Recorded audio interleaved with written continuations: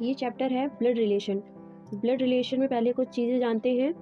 जैसे मेल होता है, कोई किसी मेल के लिए बात की जा रही होती है तो जो भी अल्फ़ाबेट दिया होता है उसके ऊपर साइन लगाते हैं, और अगर कोई फीमेल होती है तो उसके अल्फ़ाबेट के ऊपर हम माइनस का साइन लगाते हैं। और अगर किसी कपल की बात की जा रही होती है तो जो दोनों अल्फ़ाबेट दोनों लोगों की बात की जा रही होती है उनके बीच में हम प्लस का साइन लगाएंगे। और अगर ब्रदर और सिस्टर की बात की जा रही है तो उनके बीच में हम एरो का साइन लगाएंगे।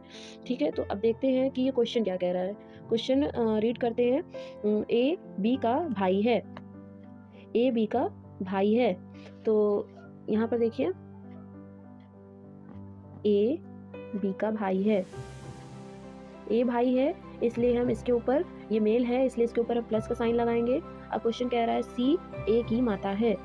सी ए की माता है, यानी कि सी जो है वो ए की माता है, यानी फीमेल है, इसलिए हम यहाँ पर इसके ऊपर माइनस का साइन लगाएंगे। फिर बोल रहा है डी सी का पिता है। तो जो सी डी है वो सी का पिता है, यानी सी ये है तो इसके ऊपर हम जाएंगे, ये हो जाएंगे पिताजी इनके, यहाँ हो जाएगा डी, पिताजी हैं इसलिए यहाँ प्लस का साइन लगेगा। अब कह रहा है ई बी का पुत्र है। तो बी का पुत्र है यानी बी ये है और बी का पुत्र है तो ये होगा ई।